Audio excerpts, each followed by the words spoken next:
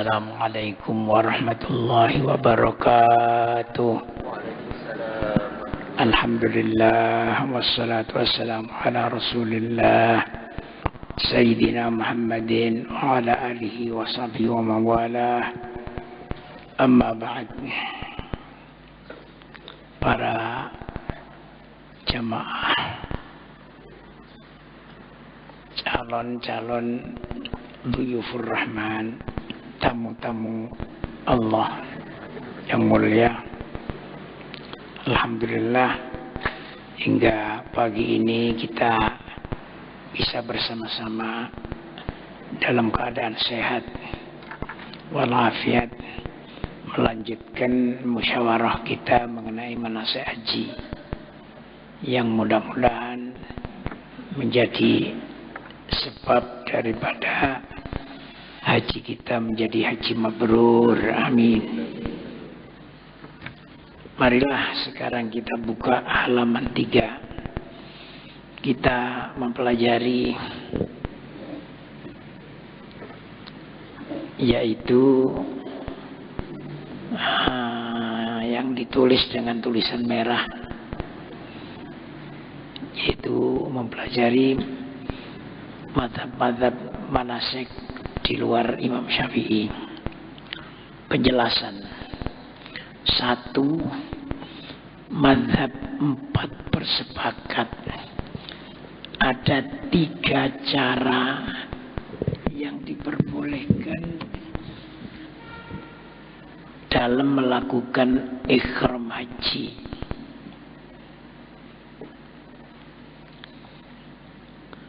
Namun mereka berbeda pendapat tentang yang afdol.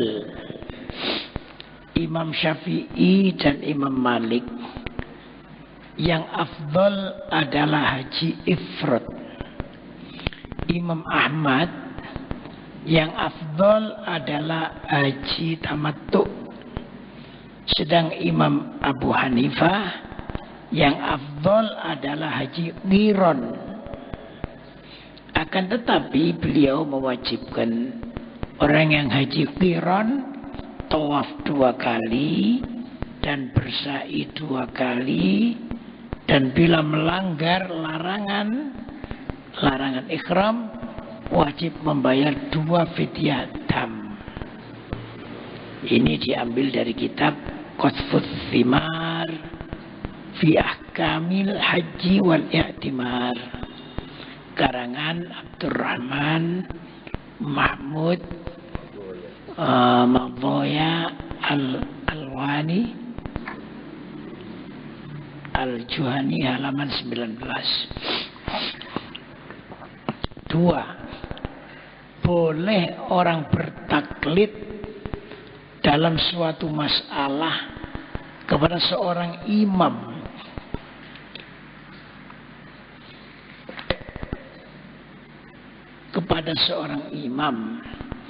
pada masalah lain kepada imam yang lain.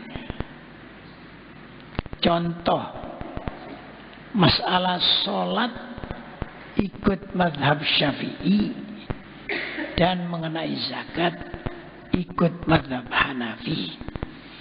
Ini diambil dari kitab Al-Ifsah ala Masailil Idah menurut 4 mazhab dan lainnya, karangan Abdul Fattah Hussein Rawah Al-Makki, halaman 219.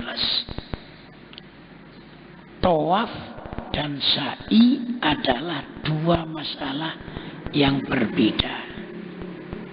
Jadi artinya misalnya tawafnya ikut mazhab Syafi'i, sa'inya ikut mazhab Hanafi umpamanya, itu boleh, atau dibalik, tawafnya ikut Hanafi, sa'inya ikut Maliki atau ikut Hanafi Syafi'i.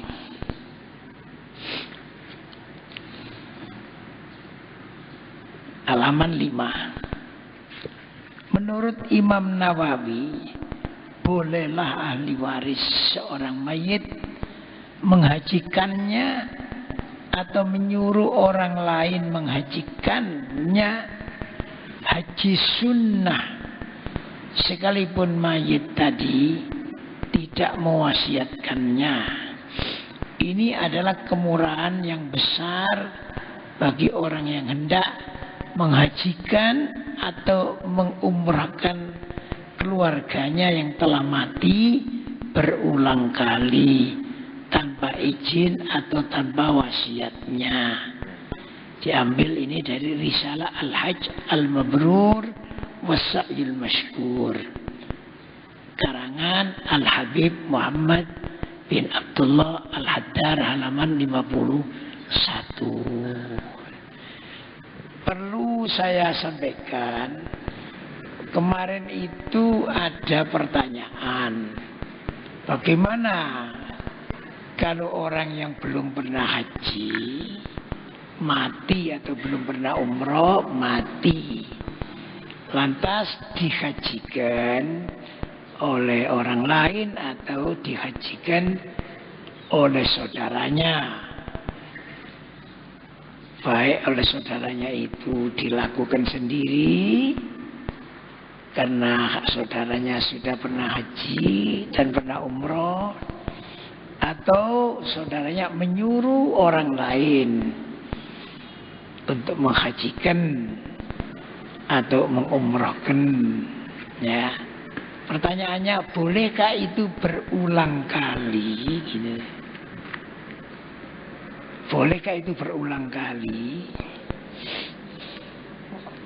Kalau yang menghajikan ini keluarganya, jadi familinya, bapaknya atau siapa, boleh berulang kali. Tapi kalau yang menghajikan ini bukan keluarga, jadi yang dihajikan tadi itu berarti sudah pernah haji satu kali. Ini tidak boleh dihajikan lagi karena sudah pernah berhaji satu kali walaupun tidak haji sendiri. Begitu pula umroh. Kalau yang mengumrohkan itu orang lain, jadi tidak boleh lagi mengumrahkan dia lagi.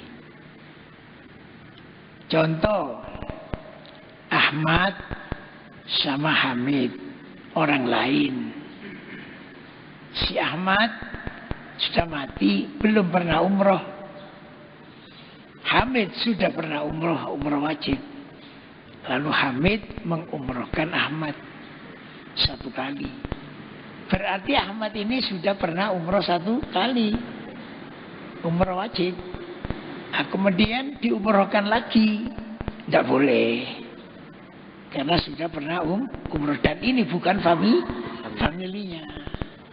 Kalau ini ahli warisnya boleh berulang kali. Jadi begini, daripada mengumrohkan si Ahmad tadi sah tapi mendal, artinya berarti dia umroh sendiri, yang mau umrohkan itu lebih baik mengumrohkan orang lain. Misalnya ada gurunya 10, semua belum pernah umroh.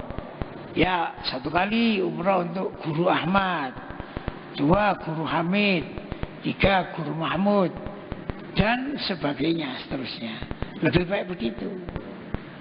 Nah, inilah perlu saya, boleh jadi kemarin ada kekeliruan, saya ralat, ya. Paham ya? Paham? Ya, baiklah. Kita lanjutkan sekarang. Orang yang menjadi sebab gugurnya kewajiban haji atas mayit, baik mendapat upah atau tidak, ia memperoleh pahala yang besar. Sabda Nabi SAW, Allah Subhanahu wa Ta'ala memasukkan ke dalam surga dengan 1 kali haji, yaitu pemberi wasiat haji pelaksana wasiat haji dan orang yang menghajikan saudaranya. Diriwayatkan oleh Al-Baihaqi. Ya, jadi semua dapat pahala.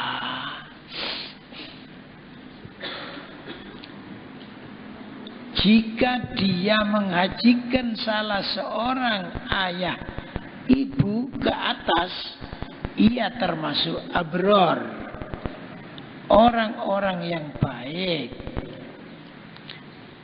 Sabda Nabi Sallallahu Alaihi Wasallam, barang siapa menghajikan ayah atau ibunya yang telah wafat, maka sungguh ia telah menunaikan hajinya dan ia mempunyai keutamaan pahala 10 kali hajian. Ini diriwayatkan oleh Ad-Daraqutni. Dan Nabi sallallahu alaihi wasallam bersabda, barang siapa menghajikan kedua orang tuanya atau melunasi hutang keduanya, maka Allah Subhanahu wa taala akan membangkitkannya pada hari kiamat bersama orang-orang baik. Diriwayatkan oleh At-Tabarani di dalam kitab Al-Awsat, yaitu dari Al-Haddar halaman 49 sampai 50. Faedah mazhab Syafi'i yang baru, jika orang haji meninggal dan masih belum melakukan sebagian rukun haji, tidak boleh dilanjutkan oleh orang lain dan tetap harus dihajikan lagi dari uang peninggalannya. Jika matinya sebelum wukuf, wajiblah disewakan orang yang bisa menghajikannya pada tahun itu juga. Ini dari Al-Haddar halaman 54. Sekarang halaman 8. Ikhram, yaitu niat memasuki salah satu dari dua ibadat, haji atau umroh. Ini suatu rukun menurut madhab, menurut 3 madhab. Ini suatu rukun menurut 3 madhab. Sedang menurut ulama Hanafiyah, niat tersebut adalah syarat. Ungkapan semua madhab tadi kembali pada suatu pengertian. Karena haji tidak sah tanpa ihram. Sedang asal hukum wajibnya niat ihram adalah hadis innamal a'mal, hadis Nabi innamal a'mal binniyat. Semua amal ibadah adalah sah hanya dengan niat. Kitab Qutfut Thimar halaman 19. Ya, hanya beda menamakan, tapi prakteknya sama. Kalau imam 3, Maliki, Syafi'i, Hambali, itu rukun. Ya rukun kan tidak bisa ditinggal ya. Nah, sedangkan Imam Hanafi mengatakan syarat sahnya ya. Kalau tidak dilakukan, ya juga tidak sah kan gitu. Prakteknya akhirnya sama. Menamakannya beda, prakteknya sama. Dasarnya yaitu innamal a'mal binniyat.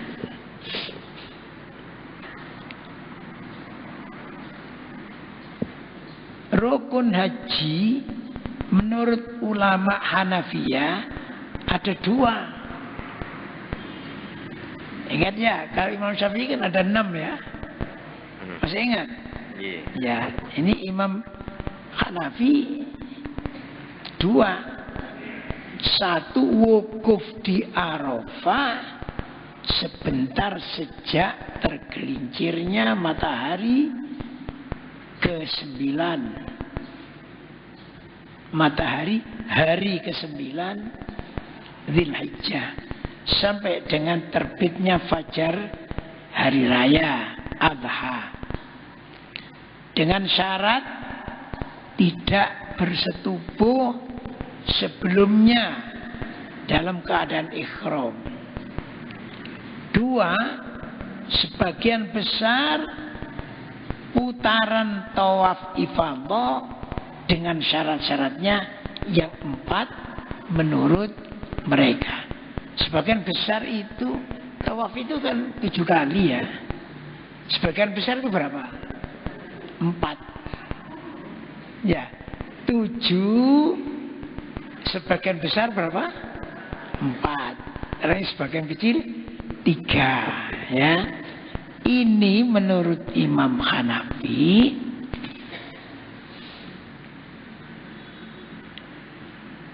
Saya ulang, sebagian besar putaran tawaf ifadah dengan syarat-syaratnya yang 4. Ini menurut Imam Hanafi adalah rukun. Tapi sisanya itu bukan rukun, wajib. Jadi yang 4 itu rukun, yang 3 itu wajib. Jadi kalau wajib itu kan bisa ditinggalkan. Cuma bagaimana? Bayar dam. Gitu. Jadi umpamanya ya, orang haji umpama itu sudah selesai ya, lalu sa'i dan sebagainya, umpamanya ternyata dia itu sa'inya tawafnya umpamanya kurang. Tapi kurangnya cuma 1 umpamanya ya, atau 2. Itu kalau Syafi'i tidak sah ya. Sa'i-sa'inya tidak sah. Jadi pada saat keterpaksaan semacam itu, kita intikal, pindah menurut mazhab Hanafi. Karena menurut mazhab Hanafi, jadi yang sedikit ditinggalkan tadi itu wajib, cukup dengan bayar dam. Paham ya? Nah itu gunanya kita tahu ini.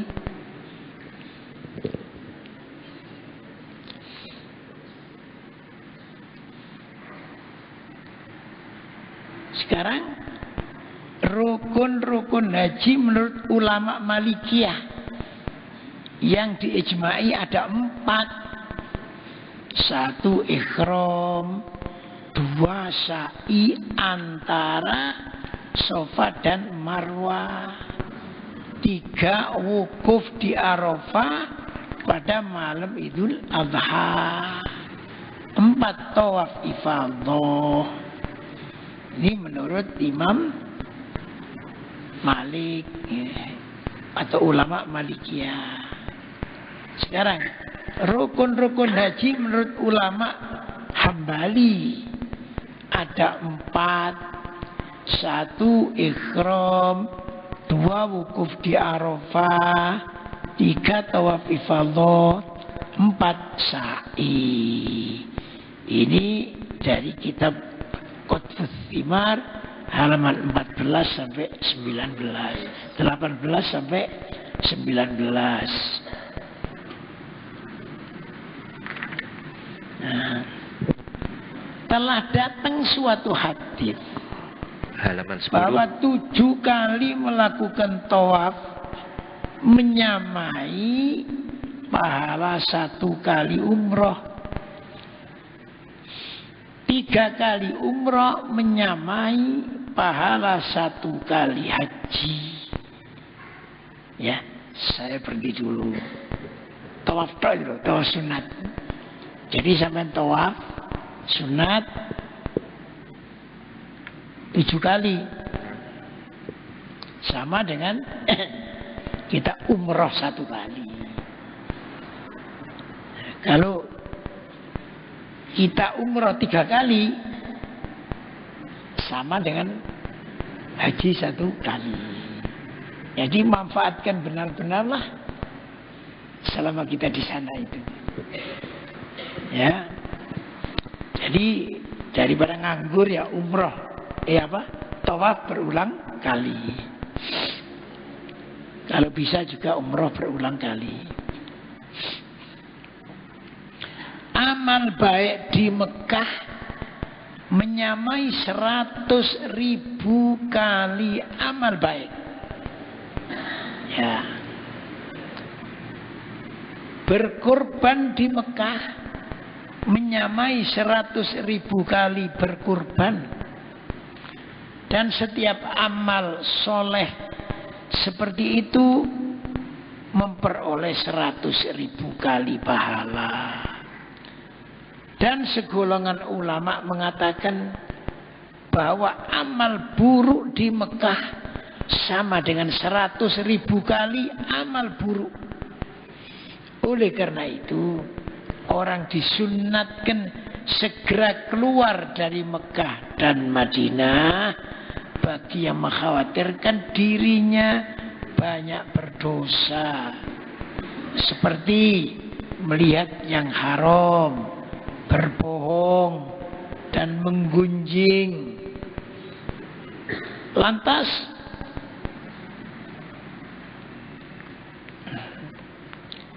dosa-dosa kecil di Mekah menjadi dosa-dosa besar. Waliyadzubillah. Orang yang hendak maksiat tidak dituntut hukumnya, tidak dituntut hukuman selagi belum melakukannya, kecuali di Mekah. Jadi kalau kita di sini ya, katakan di Malang ini, bukan di Mekah, kita mempunyai maksud aku kok bengi kate judi gitu. Tapi belum dilakukan, itu ndak dicatat berdosa. Jelas ya? Jelas. Tapi kalau di Mekah sudah dicatat itu. Hanya karena aku kata ini, tapi bohong aku. Engkau tak bohongani dia kalau datang. Baru begitu sudah berdosa. Itu kalau di Mekah. Jadi berhati-hatilah kita di Mekah.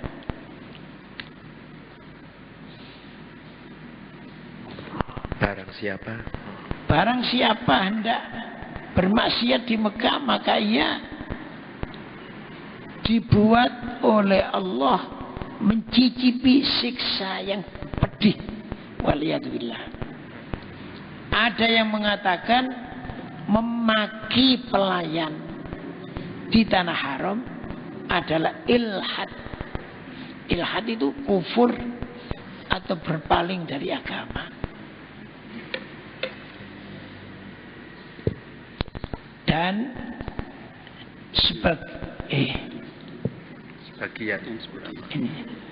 sebagian ulama mengatakan memasuki Mekah tanpa ihram adalah ilhad. A'udzubillahi min dzalik. Firman Allah Subhanahu wa taala yang artinya barang siapa menghendaki ilhad dengan kezaliman di tanah haram, maka kami buat ia merasakan siksa yang pedih. Semoga Allah Subhanahu wa taala menyelamatkan kita dari segala keburukan di dunia dan akhirat. Amin. Ini dari kitab Al-Haddar halaman 134 sampai 135. Halaman 11. Wajib-wajib haji menurut Hanafiyah banyak sekali. Ihram dari mikot,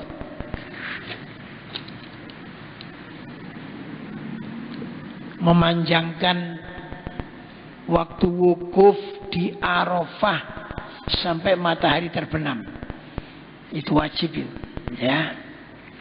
3. Berhenti di Musdalifah sampai waktu sesudah terbit fajar hari raya Adha dan sebelum terbit matahari. 4. Melempar jamroh-jamroh. 5. Menyembelih dam bagi yang haji qiron dan tamattu dan bercukur rambut. 6. Mengkhususkan penyembelihan di tanah haram pada hari raya Idul Adha. 7. Mendahulukan melempar jumroh sebelum bercukur. 8. Bagi haji qiron dan tamattu menyembelih dam di waktu antara pelemparan jamroh dan pencukuran rambut. 9. Melakukan tawaf ifadah pada hari-hari Idul Adha. 10. Melakukan sa'i antara Safa dan Marwah pada bulan-bulan haji. 11. Terjadinya sa'i sesudah tawaf yang dipandang sah. 12. Berjalan kaki di dalam sa'i bagi yang tidak berhalangan. Berjalan kaki di dalam sa'i bagi yang tidak berhalangan. 13. Memulai sa'i dari Safa. 14. Tawaf wada. 15. Memulai setiap tawaf di Ka'bah dan di Hajar Aswad. 16. Mendahulukan yang kanan. 17. Berjalan kaki dalam tawaf bagi yang tidak berhalangan. 18. Suci dari kedua hadas. 19. Menutup aurat dalam tawaf. 20. Putaran yang sedikit sesudah melakukan putaran yang lebih banyak 4 kali di dalam tawaf. Jadi yang 3 kali wajib ya, yang 4 kali rukun. 21. Meninggalkan semua larangan ihram. 22. Meninggalkan kefasikan, berbantah, membunuh binatang buruan, dan menunjuki si pembunuh pada binatang terbunuh.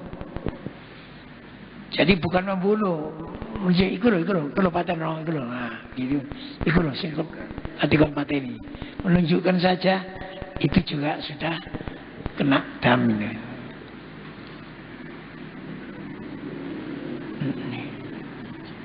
Nomor 3. Wajib haji menurut ulama Malikiyah. 1. Tawaf kudum. 2.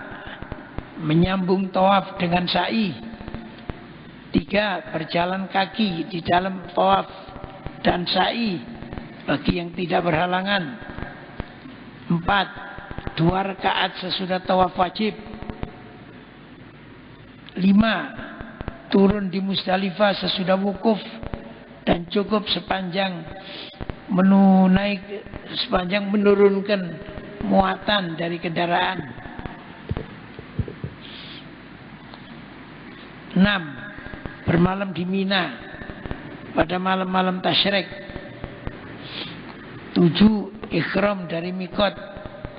8. Tidak berpakaian yang meliput seperti sarung bagi laki-laki. 9. Tidak bertalbiyah secara keseluruhan atau meninggalkannya hingga tawaf. 10. Tidak bercukur rambut hingga pulang ke negerinya. 11. Melempar jamroh-jamroh. Wajib-wajib haji menurut ulama Hambali. 1. Ihram dari mikot. 2. Mendapati sebagian malam di dalam wukuf di Arafah. 3. Bermalam di Musdalifah. 4. Bermalam di Mina pada malam-malam tasyrik. 5. Melempar jamroh-jamroh. 6. Tertib pelemparan jamroh. 7. Bercukur atau memendekkan rambut. 8. Tawaf wada. Ini dari kitab Qasfus Thimar halaman 31 sampai 33. Halaman 15 kan. Beberapa faedah. 1. Ikhram sebelum orang sampai di mikot disunnahkan menurut ulama Hanafiyah. Menurut ulama Hambali dan Maliki sah namun makruh. Sedang menurut ulama Syafi'iyah sah tetapi ikhram di mikot lebih utama. Wallahu alam.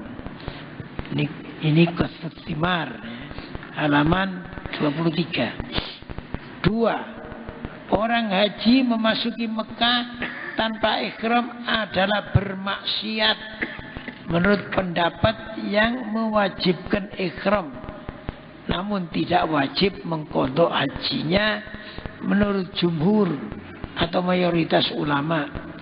Sedang Imam Hanafi rahimahullah mewajibkan qadha. Ini kitab Qasfus Thimar halaman 25. Jadi hati-hati ini. 3. Seseorang telah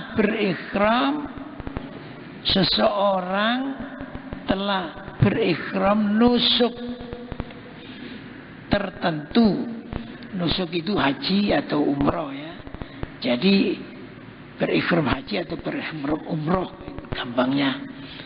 Kemudian ia lupa sebelum ia memulai nusuknya. Jadi lupa aku memang apa niat umroh apa niat haji gitu ya. Maka ia wajib berhaji qiron. Menurut kami ulama Syafi'iyah berdasarkan pendapat yang paling sahih. Karena ia telah ragu dalam ibadah, maka dia harus mengambil yang yakin, yaitu qiron. Ini kitab Qasfus Thimar halaman 26. Paham ya? Setelah ikhram lupa, ragu ya, aku mangiku ikhram umroh opo ikhram haji. Paham ya? Lah ini kata Imam Syafi'i harus haji apa dia? Harus haji qiron. Sebab haji qiron itu merangkap umroh dan merangkap haji, merangkap umroh dan haji. Nah, itu begitu ya.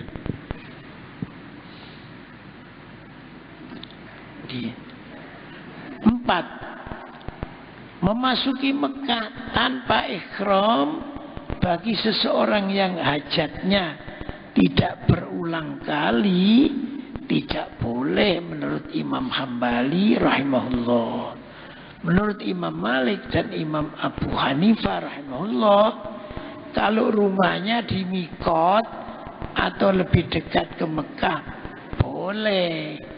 Kalau tidak, artinya tidak di mikot dan tidak dekat Mekah, maka tidak boleh. Bagi ulama Syafi'iyah ada 2 jalan. Yang termasyhur dan tersoheh adalah disunnahkan atau dianjurkan memasuki Mekah dengan ikhram. Wallahu alam ya. Qasfus Thimar halaman 28. 9. seorang anak jika memasuki usia balik dan budak jika dimerdekakan oleh tuannya di waktu wukuf, maka haji keduanya adalah cukup sebagai haji Islam atau haji wajib, asal mencukupi semua syaratnya, yaitu Qadfus Thimar halaman 31. Ya, syaratnya ihram bagaimana? Kalau mencukupi, tadinya dia kan masih belum balik, jadi haji sisa, tapi dia belum haji wajib namanya. Jadi nanti kalau sudah balik, ya dia wajib haji. Kalau mempunyai kemampuan. Nah, sekarang ini baliknya itu tepak wukuf gitu loh. Paham ya? Jadi tadinya dia haji ikut orang tuanya, maunya ya haji sunat saja karena belum wajib dia. Sampai wukuf umurnya persis balik. Paham ya? Lah hajinya ini menjadi haji wajib itu, haji Islam itu. Jadi dia nanti kalau sudah pulang tidak wajib haji lagi. Kalau dia haji lagi bukan haji wajib, haji apa? Haji sunat. Itu anak balik. Sekarang budak. Ya. Budak itu dibebaskan. Kalau dia sudah dibebaskan oleh tuannya, ya, itu kan namanya sudah bebas dia. Nah, dia kalau punya kemampuan wajib haji. Ya. Kebetulan wukuf persis dibebaskan oleh tuannya. Wis kon merdeka saiki. Ya. Persis di Arafah. Lah hajinya dia itu menjadi haji wajib. Jadi dia nanti kalau sudah pulang, ya, kemudian dia tidak haji lagi, ya sudah cukup, dia sudah pernah haji. Andai kata dia haji lagi, hajinya haji apa namanya? Haji sunat, ya.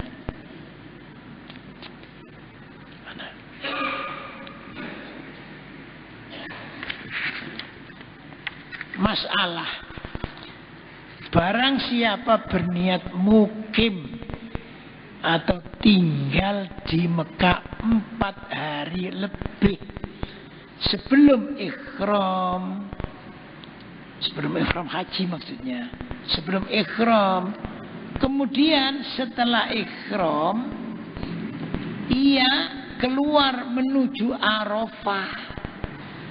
Nah, waktu menuju Arafah itu keluarnya ya dengan niat menyambung safarnya, menyambung bepergiannya hingga sesudah menyempurnakan ibadah hajinya, maka ia memperoleh kemurahan-kemurahan sebagai musafir, boleh jamak dan qashar, tidak mengapa kembalinya ke Mekah untuk tawaf rukun dan tawaf wada, karena Mekah bukan tanah airnya, sedang ia tidak berniat terus bermukim di Mekah sesudah ibadat haji. Ini kitab Al-Haddar halaman 42. Jadi begini prakteknya ya. Sampean ini biasanya haji setelah wukuf di Arafah, ya, setelah wukuf di Arafah, ya sampean namanya bukan musafir, wong sudah mukim. Lah karena begitu sampean tidak boleh jamak, tidak boleh qashar. Kan ngerti jamak kan? Qashar kan ngerti kan? Tidak boleh. Karena sampean ini sudah bukan musafir lagi. Ah begitu. Ada satu kaul, kalau sampean sudah ikhram di Mekah mau berangkat itu. Mau berangkat kemana? Ke Arafah. Sampai niat, aku niat menyambung safar. Safarku yang kemarin itu loh, tak sambung. Aku niat menyambung safar. Itu boleh. Karena sampean sekarang niat menyambung safar, berarti terus perjalanan sampean sampai pulang nanti itu sampean itu musafir. Karena sampean itu musafir, ya mendapat kemurahan. Boleh jamak, boleh kok qashar. Jadi di mana saja boleh jamak, boleh qashar. Paham ini? Paham Bu? Pak paham? Dulu sebelum saya mendapatkan qaul ini, saya dan teman-teman itu tidak menjalankan itu. Tapi setelah tahu inilah, ini satu kemurahan Pak. Tidak apa-apa. Jadi pada saat sudah selesai umroh ya, mau berangkat haji tanggal 8 ya. Iya. Tanggal 8 kita ikhram semua. Ketika kita mau berangkat ke Arafah itu, nawaitu gitu ya. Saya berniat menyambung safar saya. Nah ini hukumnya saya itu sudah musafir. Jadi nanti ada di Arafah jamak boleh, ya. Jamak boleh, qashar boleh. Jangan kira loh, jamak bukan jimak loh. Ja sama ji itu lain loh ya. Ingat Pak, boleh jamak, bukan jimak ya. Hati-hati loh ya. Jamak sholat. Hah? Jamak sholat. Ya, jamak sholat ya. Boleh jamak, boleh kok qashar terus sampai nanti kembali ke Mekah untuk tawaf, kembali lagi ke Mina, kembali lagi teruslah sampai nanti pulang. Di tengah jalan apa pokoknya sebelum sampai di rumah sendiri, di negeri sendiri ini, itu hukumnya dia masih terus musafir. Jadi boleh jamak, boleh kok qashar. Enak enggak? Enak enggak? Nah itu. Ya silakan kalau mau ikut ini. Halaman 25. Catatan. Bermalam di Mina pada malam hari tasyrik wajib menurut 3 mazhab, Maliki, Syafi'i, Hambali. Menurut Imam Hanafi adalah sunnah. Qutfus Thimar halaman 44. Ya. Bukunya di halaman 25. Halaman 25.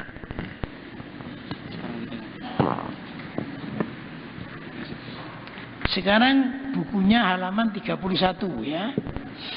Yang merah itu keterangan. 1. Tawaf wada menurut jumhur atau mayoritas ulama adalah wajib. Yang meninggalkannya wajib membayar dam. Dan diriwayatkan dari Imam Malik bahwa tawaf wada adalah sunat. Yang meninggalkan tidak wajib membayar dam. Alasannya dam itu wajib hanya karena terjadinya kekurangan di dalam sebagian wajib-wajib haji sewaktu ikhram. Sedangkan tawaf wada ini dilakukan setelah selesai dari ikhram, karena itu tidak wajib. Yang sahih adalah pendapat jumhur. 2. Dan berkatalah Imam Hanafi, jika orang telah tawaf wada sesudah memasuki waktu nafar, tidak mengapalah sesudah itu bermukim di Mekah sekalipun hingga sebulan atau lebih. Sedang tawaf wadanya tadi tetap keabsahannya. Sini di kitab Al-Ifsah fi Masailil Idah halaman 408.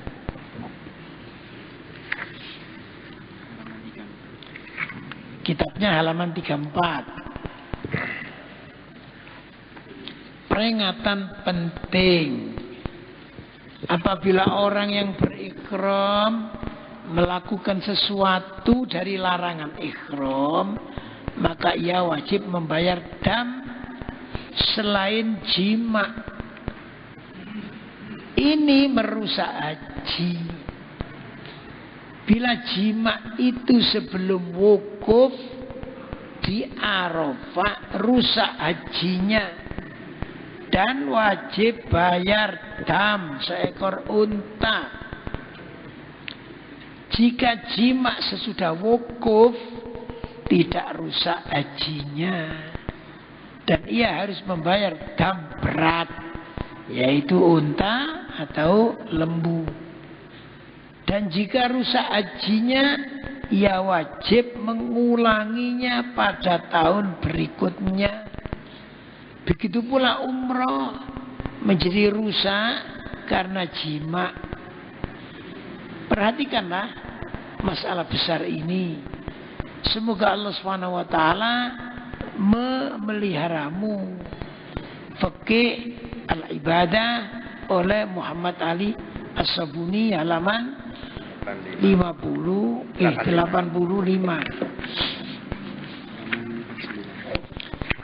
Halaman 49. Catatan. Bermalam di Mina pada malam hari tasyrik wajib menurut 3 mazhab, Maliki, Syafi'i, Hambali. Menurut Imam Hanafi adalah sunnah. Ini dari kitab Qutfus Thimar halaman 44. Habis. Ya, sampai di sini saja keterangan-keterangan ya di luar mazhab Syafi'i. Jadi kalau di yang hitam tulisannya seluruhnya mazhab Syafi'i.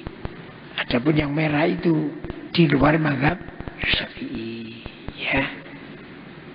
Oleh karena di sana itu sulit mengikuti satu mazhab itu, ya. Kadang-kadang terpaksa harus pindah. Dan secara kebetulan di dalam kitab Al-Ifsah diterangkan juga tadi. Jadi orang bermadzhab itu boleh, ya. Jadi tidak cuma satu, Syafi'i tok, semua Syafi'i. Itu ya boleh. Tapi umpama tadi contohnya satu masalah ikut Syafi'i, satu masalah lain ikut Hambali. Masalah ini contohnya sholat, itu satu unit masalah, ya, satu unit. Zakat satu unit, puasa satu unit. Apalagi sudah itu aja. Misalnya saya sholat ikut Syafi'i, zakat ikut Hanafi, puasa ikut Maliki, boleh. Itu masalah-masalah unit lah. Haji itu beberapa unit. Tawaf itu satu unit, sa'i satu unit, wukuf di Arafah satu unit, bermalam di Muzdalifah satu unit, di Mina satu unit. Jelas. Jadi misalnya kita tawaf ikut Syafi'i, sa'i ikut Maliki, tidak apa-apa. Lah, umpama tadinya kita ini ikut Syafi'i, ya, waktu ihram kita ikut Syafi'i. Setelah akan tawaf ifadah, Itu. Kalau ikut Syafi'i kan tawaf itu kan harus suci dari kedua hadat. Setelah akan tawaf ifadhah itu gelombang pertama khed. Lah khednya itu biasanya misalnya itu sampai 15 hari atau katakan 7 hari. Lah kalau mengikuti nunggu sucinya, besok itu sudah pulang, sudah berangkat. Bagaimana? Kalau ikut Imam Syafi'i ya otomatis dia pulang masih belum tawaf. Iya. Boleh ikut Syafi'i ya, belum tawaf. Kapan tawaf? Yang besok-besok kalau sudah sudah apa? Suci. Sudah suci, kemudian punya duit kembali lagi ke Mekah untuk tawaf. Itu kalau untuk orang Mekah sih gampang. Tapi kalau orang Malang kan berat itu. Nah, jadi intiqal artinya pindah. Pindah menurut Imam Hanafi. Boleh. Kenapa? Kalau menurut Imam Hanafi, tawaf itu kalau tidak punya wudu sah. Tidak punya wudu sah. Tapi bayar dam kambing, tidak punya wudu. Tapi kalau tidak punya adus, apa punya adus? Khed umpamanya, ya kan hadas besar itu sah. Tawaf hadas besar sah, tapi bayar dam unta. Murahan itu daripada kita pulang ikut mazhab Syafi'i, besok kembali lagi naik pesawat ke sana untuk tawaf. Jelas ya? Iya. Nah, jadi kita intiqal, pindah, begitulah. Contohnya. Sudah? Ya, baiklah. Sekarang boleh jadi ada pertanyaan-pertanyaan yang kemarin masih belum tuntas itu. Tuntas. Mari silakan.